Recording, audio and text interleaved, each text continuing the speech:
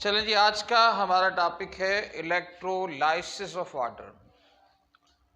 Electrolysis of water से पहले एक दो पॉइंट आपको समझा दूं कि प्योर वाटर कभी भी इलेक्ट्रिसिटी को कंडक्ट नहीं करता।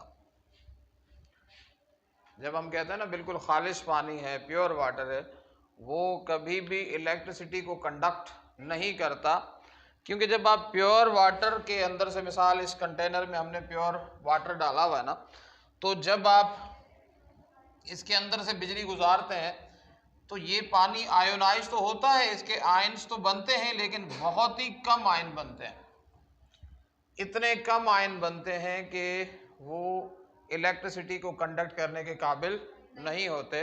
लिहाजा ये पॉइंट आपको जहन में रखना है कि प्योर वाटर जो है वो इलेक्ट्रिसिटी को कंडक्ट नहीं करता। कौन सा वाटर होगा जो इलेक्ट्रिसिटी को कंडक्ट कर सकता है? उसे हम कहते हैं एसिड्यूलेटेड वाटर। एसिड्यूलेटेड वाटर, एसिड्यूलेटेड वाटर कौन सा वाटर होता है? ऐसा पानी जिसके अंदर आप चंद कतरे एसिड के मिला दें तो वही वाटर जो पहले इलेक्ट्रिसिटी को कंडक्ट नहीं कर रहा था। देखें इस फिगर में ये बल्ब क्या है, रोशन नहीं हो रहा। इसका मतलब क्या है? ये इलेक्ट्रिसिटी को कंडक्ट नहीं कर रहा। यहाँ पर हमने क्या किया है, जस्ट सिंपली उसके अंदर थोड़ा सा एसिड मिला दिया है, तो यहाँ पर इलेक्ट्रिसिटी कंडक्ट हो रही है। तो ये दोनों पॉइंट समझ में आ गए कि प्योर वाटर इलेक्ट्रिसिटी को कंडक्ट नहीं कर सकता, एसिड्यूलेटेड वाटर इलेक्ट्रिसिटी को कंडक्ट कर सकता है। अब इलेक्ट्रोलाइसिस ऑफ वाटर क्या है? इलेक्ट्रोलाइसिस ऑफ वाटर का मतलब है कि जब एसिड्यूलेटेड वाटर, आपको अगर ये मुश्किल लफ्ज लग रहा है तो आप इसको एसिडिक वाटर भी लिख सकते हैं, यानी ऐसा पानी जिसके अंदर हमने क्या मिलाया हुआ है, चंद कतरे एसिड मिलाया हुआ है। जब आप ऐसे पानी से इलेक्ट्रिसिटी पास करते हैं तो वाटर टूट जाता है, और उसके टूटने से दो चीज़ें हासिल होती हैं हमें। एक हाइड्रोजन गैस हासिल होती है और दूसरी हमें ऑक्सीजन गैस हासिल होती है। पानी के अंदर से हाइड्रोजन गैस का और ऑक्सीजन गैस का हासिल होना ये कहलाता है इलेक्ट्रोलाइसिस ऑफ वाटर। आइडिया समझ में आ गया कि इलेक्ट्रोलाइसिस ऑफ वाटर क्या है? कि जब हम एसिडुलेटेड वाटर के अंदर से इलेक्ट्रिकल करंट पास करते हैं तो वो वाटर टूट जाता है, ब्रेक हो जाता है। वाटर का फार्मूला तो सबको पता है ना, H2O। यानी हमें ये तो पता है कि इसके अंदर हाइड्रोजन और ऑक्सीजन है, लेकिन ये हाइड्रोजन और ऑक्सीजन हम अलहदा भी कर सकते हैं। जिस तरीके से हम अलहदा करते हैं उस तरीके का नाम क्या है? इलेक्ट्रोलाइसिस ऑफ वाटर है। ठीक है, अब इलेक्ट्रोलाइसिस ऑफ वाटर हम करते किस तरह से हैं? सिंपल सा तरीकेकार है। आपने एक इलेक्ट्रोलाइटिक सेल के अंदर एसिडुलेटेड वाटर लेना है।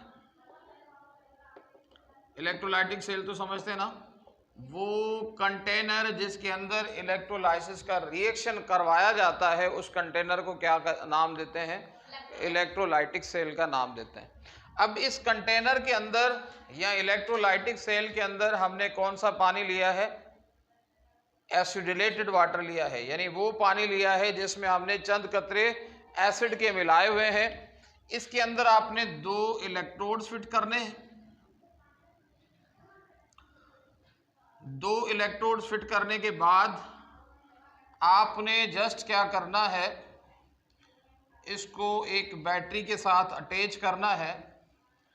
जैसे ही आप बैटरी इसके साथ अटैच करते हैं और करंट जो है इस इलेक्ट्रोलाइटिक सॉल्यूशन के अंदर से पास होता है, तो एक जो इलेक्ट्रोड होता है इस पर हाइड्रोजन गैस बनना शुरू हो जाती है, और दूसरा जो इलेक्ट्रोड होता है उस पर ऑक्सीजन गैस बनना शुरू हो जाती है। इस तरह वाटर से ये हाइड्रोजन गैस और ऑक्सीजन गैस हासिल होने का जो अमल है, उस अमल को हम क्या नाम देते हैं? इस अमल को हम कहते हैं इलेक्ट्रोलाइसिस ऑफ वाटर। चलें अब इसका कंप्लीट रिएक्शन समझने की कोशिश करते हैं।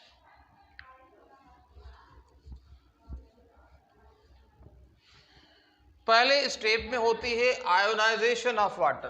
क्या होती है?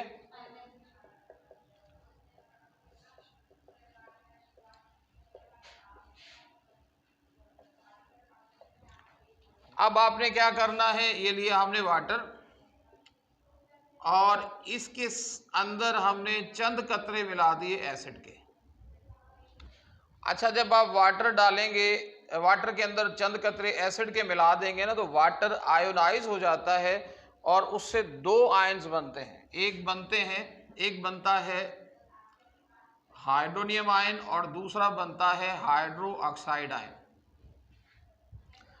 ये जो मैंने लिखा है ना H3O, जिसके ऊपर पॉजिटिव चार्ज है, इसको हम क्या कहते हैं, हाइड्रोनियम आयन ये कहलाता है। और ये जो OH है जिसके ऊपर माइनस चार्ज है, ये कहलाता है हाइड्रो ऑक्सिल आयन या hydro oxide ion. Hydro oxide ion के ऊपर नेगेटिव चार्ज होता है और हाइड्रोनियम आयन के ऊपर क्या होता है, पॉजिटिव चार्ज होता है। और वाटर के इसमें दो मॉलिक्यूल यूज होते हैं। अच्छा, इसको आप इस तरह से समझ लें कि वाटर के जो दो मॉलिक्यूल यूज हुए, फर्ज करो ये एक वाटर का मॉलिक्यूल ये और दूसरा वाटर का मॉलिक्यूल ये। एक्चुअली होता क्या है कि वाटर के एक मॉलिक्यूल से हाइड्रोजन निकलकर दूसरे मॉलिक्यूल के साथ अटैच हो जाता है। यहां से जब एक हाइड्रोजन निकलेगा तो यहां पर क्या बन जाएगा, H3O बन जाएगा, क्योंकि इसके ऊपर हाइड्रोजन आया है, हाइड्रोजन का आयन आया है और हाइड्रोजन के आयन पे कौन सा चार्ज होता है, पॉजिटिव चार्ज, इसलिए यहां पर आ जाता है पॉजिटिव चार्ज। अच्छा, जब यहां से एक हाइड्रोजन निकल गया तो बाकी यहां पर क्या बचा, एक हाइड्रोजन और एक ऑक्सीजन बचा, तो यहां पर एक्चुअली बच जाता है OH। और क्योंकि इसके अंदर से पॉजिटिव चार्ज निकल के दूसरी तरफ चला गया है तो इस पर कौन सा चार्ज आ जाता है, नेगेटिव आयन आता है। तो एक्चुअली ये रिएक्शन जो मैंने आपको यहाँ दिखाया है वो इस तरह से आप समझ सकते हैं। आइडिया समझ में आ गया है, मुश्किल तो नहीं है। ये कहलाती है कौन से पानी की आयोनाइजेशन, एसिडिक वाटर की आयोनाइजेशन, या फिर कहलाती है एसिड रिलेटेड जो वाटर है उसकी आयोनाइजेशन। उसके नतीजे में आपके पास हमेशा हाइड्रोनियम आयन बनेगा और हाइड्रो ऑक्साइड आयन बनेगा। याद रखें, अभी तक हमने इसके अंदर से करंट नहीं गुजारा, हमने जस्ट क्या किया है, इसके अंदर जस्ट हमने एसिड के कतरे मिलाए हैं तो पानी आयोनाइज हो गया, उसे दो आयंस बन गए। अच्छा, अब होता क्या है कि जब हम उसी पानी से करंट पास करते हैं, दूसरा स्टेप, या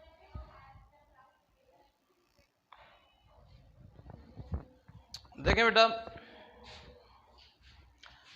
पहले स्टेप में हमने क्या समझा कि पानी के अंदर जब हमने एसिड के चंद कतरे डाले थे तो वो पानी आयोनाइज हो गया था और उसके अंदर दो किस्म के आयंस पैदा हुए थे।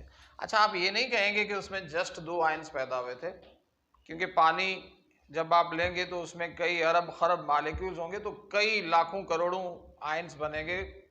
समझ में आ रही है ना? तो हम यूं कह सकते हैं कि जब आप पानी के अंदर एसिड के कतरे मिलाते हैं तो उसमें दो किस्म के आयंस पैदा हुए थे। एक कौन से हुए थे, पॉजिटिव आयन, जिनको हम नाम देते हैं हाइड्रोनियम आयन का। दूसरे कौन से हुए थे, नेगेटिव आयन, जिनको हम नाम देते हैं हाइड्रो ऑक्सिल आयंस का। दूसरे स्टेप में क्या होता है, जब आप इसी पानी के अंदर से इलेक्ट्रिक करंट पास करते हैं। अब इलेक्ट्रिक करंट पास कैसे करेंगे, जिस कंटेनर के अंदर हमने एसिडिक वाटर डाला था उसी में दो इलेक्ट्रोड्स फिट कर देंगे। इलेक्ट्रोड्स तो आप जानते हैं, मेटल की राड्स होती हैं जिनके अंदर से करंट गुजर सकता हो।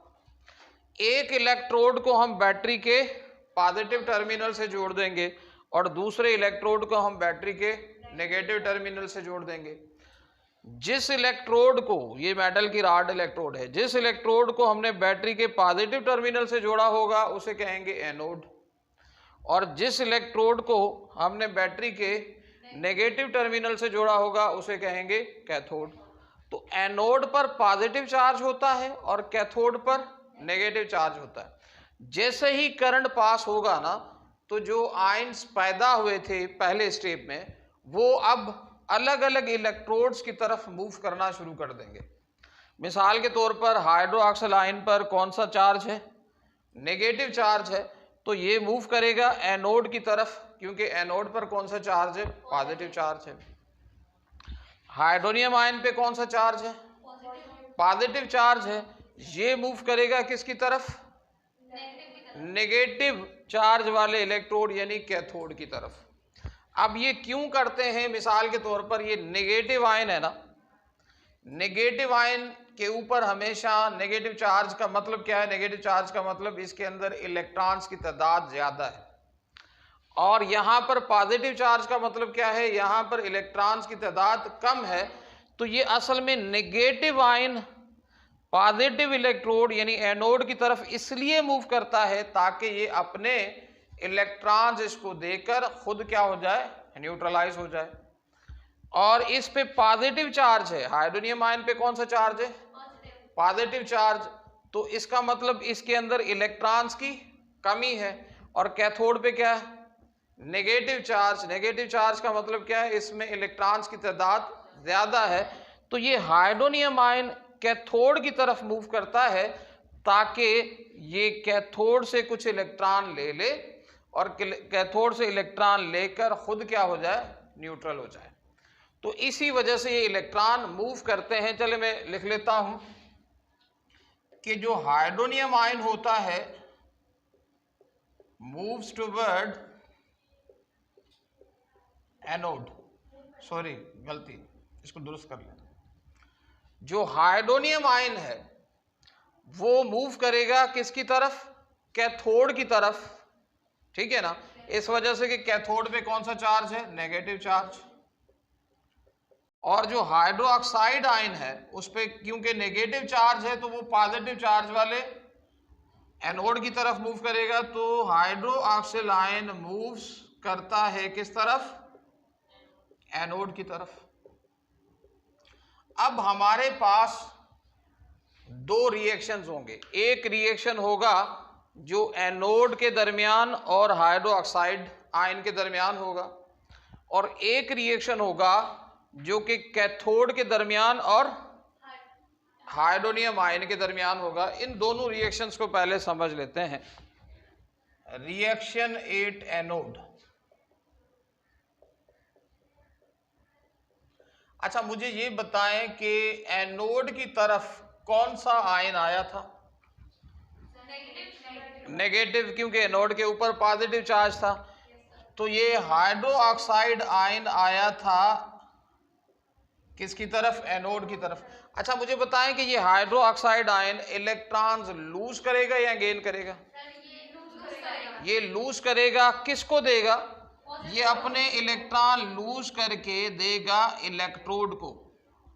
किस वजह से देगा? क्योंकि इसके ऊपर नेगेटिव चार्ज है ना। नेगेटिव चार्ज का मतलब इसमें इलेक्ट्रॉन ज्यादा है, तो वो अपना एक इलेक्ट्रॉन लूज करेगा और वो अपना एक इलेक्ट्रॉन दे देगा एनोड को।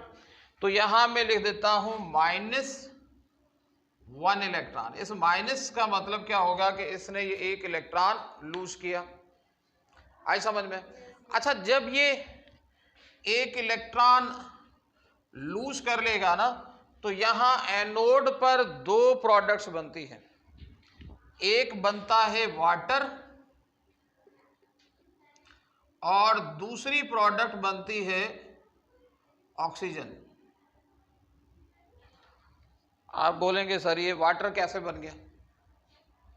ठीक है, हाइड्रो ऑक्साइड आयन और इसमें से वाटर बन जाएगा और ऑक्सीजन बन जाएगा। असल में ये एक आयन नहीं आता, यहां पर आते हैं टोटल कितने? इसको बैलेंस करना पड़ेगा आपको। एक्चुअली इसके आते हैं 4 हाइड्रो ऑक्साइड आयन्स। जब 4 हाइड्रो ऑक्साइड आयन आते हैं तो वो 4 इलेक्ट्रॉन लूज करेंगे। आई समझ में? जब वो 4 इलेक्ट्रॉन लूज करेंगे तो उसमें से वाटर बनेगा। वाटर के कितने मॉलिक्यूल बन जाएंगे? वाटर के बन जाएंगे 2 मॉलिक्यूल और ऑक्सीजन का बन जाएगा 1 मॉलिक्यूल। अब ये जो इक्वेशन है ना बैलेंस है, चेक करके देख सकते हैं। हाइड्रोजन आयन कितने हैं? हाइड्रोजन 4, इधर भी 4। ऑक्सीजन कितने? ये 4 है ऑक्सीजन, तो यहां पर 2 ऑक्सीजन यहां पर है, 2 ऑक्सीजन यहां पर है। ये यहां तक समझ में आ गई बात। उसके बाद एक रिएक्शन होगा कहां पर? Reaction at cathode.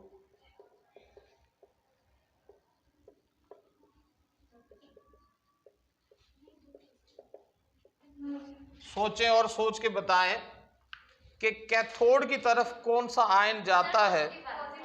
Positive ion. Positive ion कौन सा है? Hydronium ion. ये हाइड्रोनियम आयन जाता है कैथोड की तरफ। ये हाइड्रोनियम आयन इलेक्ट्रॉन लूज करेगा, गेन करेगा? गेन करेगा। रीजन? इसके ऊपर पॉजिटिव चार्ज है। पॉजिटिव का चार्ज का मतलब इसमें इलेक्ट्रॉन्स की कमी है, लिहाजा ये इलेक्ट्रॉन्स कर लेगा गेन, इसलिए आपने प्लस इलेक्ट्रॉन लिख दिया। ये ऊपर माइनस इसलिए लिख रहा हूं कि इलेक्ट्रॉन के ऊपर कौन सा चार्ज होता है? Negative charge. अच्छा, इससे आपके पास जो चीजें बन जाएंगी ना, दो चीजें यहां पर भी बनेगी। एक तो सेम वाटर बनेगा और दूसरी चीज बनेगी हाइड्रोजन। क्या बनेगी? हाइड्रोजन। अच्छा, अब इसको भी हमें करना पड़ेगा बैलेंस। देखें यहां पर हाइड्रोजन कितने हैं? 3। इधर कितने हैं? 2 नहीं है, 2 ये है, 2 ये, टोटल मिलाकर 4 है। अच्छा, अगर मैं यहां पर कर लूं 2, हाइड्रोजन कितने हो गए? 2 3 द 6। तो यहां अगर 2 कर दूं